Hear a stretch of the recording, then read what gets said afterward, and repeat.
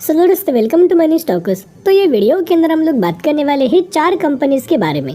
ऐसे 4 कंपनीज के बारे में हम लोग बात करेंगे ना, जो चारों के चारों कंपनीज अलग अलग सेक्टर से बिलोंग करता है। और जो सेक्टर से ये कंपनीज बिलोंग करता है ना, उन सेक्टर के अंदर आने वाले फ्यूचर में 2024 के अंदर एक मल्टीबैग रिटर्न आपको मिल सकता है। ऐसी बात नहीं कि इन्होंने 2023 के अंदर कोई मल्टीबैग रिटर्न नहीं दिया, इन्होंने 2023 के अंदर भी बहुत अच्छे खासा मल्टीबैग रिटर्न दिया है।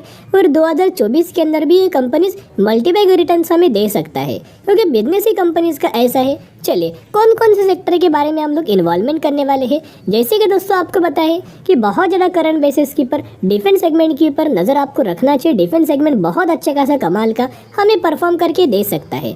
अभी इस वीडियो के अंदर मैंने रेलवे सेक्टर के बारे में क्यों इंक्लूड नहीं किया, क्योंकि ऑलरेडी अगर आप देखोगे रेलवे सेक्टर के अंदर बहुत ज़्यादा हमें तेज़ी आ चुकी है। थोड़ा बहुत अभी अगर गिरावट अगर होता है, साइडवेज अगर मूवमेंट होता है, तो निवेश करने का मौका मिल सकता है। इसीलिए मैंने रेलवे सेक्टर इस वीडियो के अंदर कवर नहीं किया। फिर दोस्तों हम लोग बात करने वाले हैं इलेक्ट्रिक व्हीकल चार्जिंग, कौन कौन सी कंपनीज काम करता है, उनमें से एक बेस्ट कंपनी के बारे में हम लोग बात करेंगे। उसके बाद एक ऐसी कंपनी है जो कि आर्टिफिशियल इंटेलिजेंस के अंदर काम करता है, और इसके अंदर भी आने वाले फ्यूचर में बहुत अच्छा खासा बेनिफिट मिल सकता है। और इसके अंदर एक ऐसी कंपनी है जो थोड़ा सा इनका जो बिजनेस है ना, रेलवे से रिलेटेड बिलोंग करता है। और यहाँ बेसिकली कंपनी जो ट्रेन्स के अंदर लगातार बड़े कॉन्ट्रैक्ट मिल रहे हैं ना, इस कंपनी को बहुत ज़्यादा हमें बेनिफिट हो सकता है। ह्यूज अमाउंट ऑफ बेनिफिट इस कंपनी को हो सकता है। तो इस कंपनी के बारे में दोस्तों हम लोग कन्वर्ट करके मैं आपके साथ शेयर करना चाहूँगा। इसके अंदर पहले से मल्टीबैग रिटर्न मिल चुका है, लेकिन आने वाले फ्यूचर में और ज़्यादा रिटर्न्स कंपनी दे सकता है। तो चलिए, सबसे पहले कंपनी के बारे में हम लोग डिस्कस करेंगे, जो कि 2280 रुपये के आसपास ट्रेड कर रहा है और मैक्सिमम के अंदर 1250% तक का रिटर्न्स शेयर होल्डर्स को बना के दे चुका है।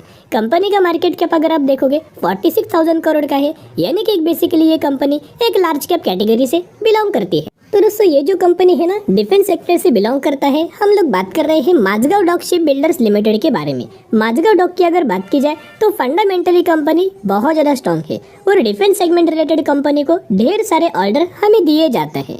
तो इसके हिसाब से अगर आप देखोगे तो बहुत ही अच्छा खासा कंपनी के द्वारा पहले से ही परफॉर्मेंस दे चुका है। लेकिन ऐसी बात नहीं है कि अभी इन्होंने परफॉर्मेंस दिया लेकिन आने वाले फ्यूचर में अच्छे खासा परफॉर्म नहीं करेगा, ऐसी बात नहीं होती। आपने बजाज फाइनेंस को देखा होगा, मदरसन सुमी का अगर आप रिटर्न प्रोफाइल दोस्तों देखोगे तो कंपनी का बॉटम से लेकर टॉप तक अगर आप कैलकुलेट करेंगे तो 2 लाख% तक का रिटर्न शेयर होल्डर्स को बना के दे चुका है। माझगांव डॉक का अगर आप बिजनेस देखोगे तो बेसिकली कंपनी क्या है, कंस्ट्रक्शन के अंदर भी इन्वॉल्वमेंट है, जैसे कि वॉरशिप्स है, सबमरीन है, कार्गो पैसेंजर शिप्स है, या फिर ऑफशोर प्लेटफॉर्म है। तो कई सारे सेगमेंट के अंदर हमें कंपनी काम करता है, और गवर्नमेंट रिगार्डिंग कंपनी को बड़े बड़े ऑर्डर दिए जाते हैं। अभी ऐसी कंपनी नहीं कि और भी बहुत सारे कंपनी जो कि डिफेंस सेगमेंट से बिलोंग करता है, जैसे कि HAL है, सही बात है, जैसे कि बेल है, और भी बहुत सारे हमें कंपनीज नजर आ रहे हैं। तो माझगांव डॉक के अंदर अगर आप यहाँ प्रमोटर्स का होल्डिंग देखोगे तो बहुत ज़्यादा है। तो कहीं ना कहीं कभी ना कभी इस कंपनी के अंदर OFS आ सकता है। उसके साथ साथ FIs के द्वारा होल्डिंग को इंक्रीज किया गया है, 3.29% से बढ़ के 3.69% किया गया है। DIs के बाद थोड़ा होल्डिंग रिड्यूस किया है, और पब्लिक ने भी थोड़ा होल्डिंग रिड्यूस किया है।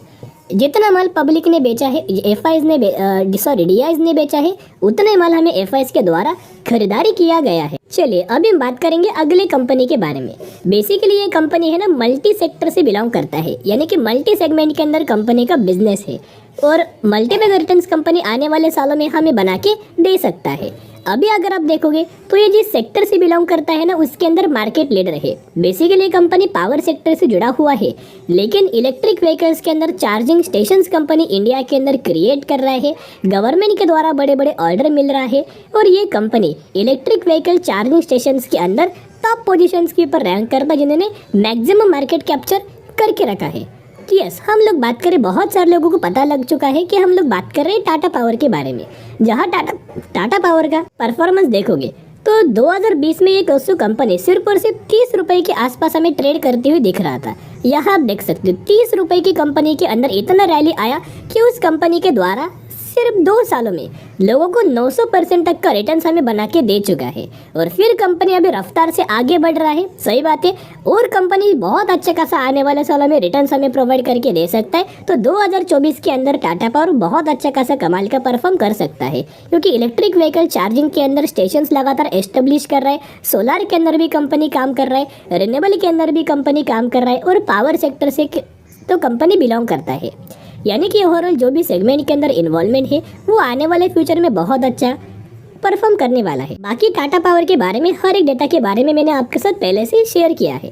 अब हम डिस्कस करेंगे अगली कंपनी के बारे में, जो कि 318 रुपीज़ के आसपास ट्रेड कर रहा है और मैक्सिमम के अंदर 500% का रिटर्न बना के दे चुका है। 2020 में ही कंपनी मार्केट के अंदर आई है, एंड जब से कंपनी मार्केट के अंदर आई है तब से कंपनी के द्वारा ऑलमोस्ट हमें 500% तक का रिटर्न बना के दे चुका है विद इन 1 ईयर। 1 साल में 500% का रिटर्न बना के दे चुका है। बेसिकली कंपनी एक रेलवे सेक्टर से बिलोंग करता है, रेलवे रिलेटेड कंपनी का बिजनेस है, जिसका मार्केट कैप 13,000 करोड़ का है। यानी कि कंपनी एक मिड कैप कैटेगरी से बिलोंग करता है। हम लोग बात कर रहे हैं जुपिटर वेगन्स लिमिटेड के बारे में। जुपिटर वेगन्स की अगर बात की जाए तो ये कंपनी वेगन्स बनाती है, वेगन्स मैन्युफैक्चरिंग करती है, और मेजरली गवर्नमेंट के द्वारा हमें वेगन्स रिलेटेड बहुत बड़े बड़े कॉन्ट्रैक्ट कंपनी को दिया जाता है।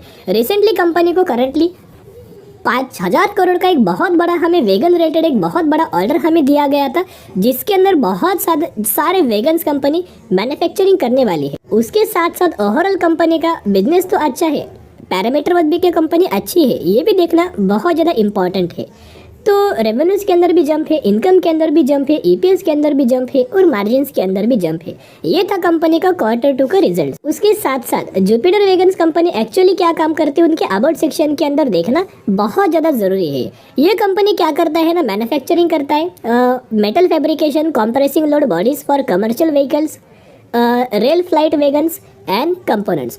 यानी कि बेसिकली एक कमर्शियल व्हीकल्स के अंदर भी काम करता है, रेल वेगन्स के अंदर भी कंपनी काम करता है, एंड कंपोनेंट्स के अंदर भी कंपनी मैन्युफैक्चरिंग के अंदर काम करता है। अभी अगर आप दोस्तों यहाँ ऑब्जर्व करेंगे तो जब भी कंपनी 50 डेज के मूविंग एवरेज के आसपास आता है, कंपनी के अंदर तेजी आता है। यहाँ आप देख सकते हो येलो लाइन जो इंडिकेट्स कर रहा है 50 डेज का मूविंग एवरेज।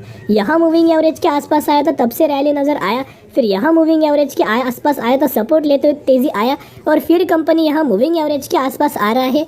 तो जो लोग कंपनी के अंदर निवेश करना चाहते हो, ये निवेश करने का एक लास्ट चांस है, फिर कंपनी के अंदर यही से एक रिवर्सल नजर आ सकता है। तो ये चांस बिल्कुल भी मिस मत करना। जो भी रोज लोग रेलवे सेगमेंट के अंदर निवेश करना चाहते हो, जुपिटर वेगन कंपनी बहुत अच्छा है। इसे बड़े बड़े ऑर्डर एंड कॉन्ट्रैक्ट्स हमें दिए जाते हैं, एंड बड़े बड़े प्रोजेक्ट्स भी कंपनी लगातार साइन कर रहे हैं। इसकी वजह से प्रमोटर्स के पास तो 70% की होल्डिंग है, लेकिन एफआईएस पहले बहुत ज़्यादा इंटरेस्टेड नहीं थे। 0.86% से बढ़ के 2.36% की होल्डिंग किया है, यानी कि डायरेक्टली 2% की होल्डिंग हमें एफआईएस के द्वारा इंक्रीज किया गया है। डीएस के पास पहले 1% का स्टेक था, वो बढ़ा के 2% किया, यानी कि डीएस का भी ऑलमोस्ट हमें 2 गुना इनकी होल्डिंग इंक्रीज हुआ, और पब्लिक के पास करंटली 25% का स्टेक नजर आ रहा है। तो कंपनी का अगर आप रेवेन्यूज देखोगे तो रेवेन्यूज के अंदर दोस्तों बहुत अच्छे खासे 2022 से लेके 23 के अंदर देखोगे तो जंप है, और 21 के अंदर और 22 के अंदर भी बहुत अच्छे खासे जंप है। उसके साथ साथ अगर कंपनी का नेट प्रॉफिट भी कंपेयर करेंगे तो 49 करोड़ से बढ़ के हो चुका है 121 करोड़, यानी कि ये कंपनी कोई बुरा कंपनी नहीं है। तो जरूर इन तीनों कंपनी के ऊपर नजर रखना। अभी हम डिस्कस करेंगे एक आखिरी कंपनी के बारे में, एक लास्ट कंपनी के बारे में, जिस कंपनी के द्वारा प्रीवियसली भी बहुत अच्छा खासा रिटर्न प्रोवाइड करके दिया है, और 2024 के अंदर भी बहुत अच्छा खासा कंपनी परफॉर्म कर सकता है। लेकिन गिरावट के अंदर आपको निवेश करना चाहिए। ऐसा अगर आप गिरावट के अंदर निवेश करेंगे तो ही आपको ये चीज़ें हमें बेनिफिशियरी हो जाएगी। तेज़ी के अंदर जो लोग बाइंग करेंगे उनको बिल्कुल भी रिटर्न नहीं मिलेगा। जो लोग गिरावट के अंदर बाइंग करेंगे, buy on dip strategy apply करेंगे, उन्हीं लोगों को बेनिफिट मिलेगा। अभी ये जो कंपनी है ना, आईटी सेक्टर से बिलोंग करता है, आर्टिफिशियल इंटेलिजेंस के अंदर काम करता है, लेकिन जो आर्टिफिशियल इंटेलिजेंस के अंदर जो सर्विसेज है वो ऑटो सेक्टर को ये कंपनी प्रोवाइड करता है। यस, बहुत सारे लोगों ने गेस कर चुका होगा कि ये कंपनी आर्टिफिशियल इंटेलिजेंस के अंदर तो काम करता है, लेकिन सर्विसेज ऑटो सेक्टर को प्रोवाइड करता है। तो अगर आपने दोस्तों गेस किया है तो हम लोग कौन सी कंपनी के बारे में बात करें वो मुझे कमेंट सेक्शन के अंदर बता सकते हैं, जिसका प्राइस 1520 रुपये है।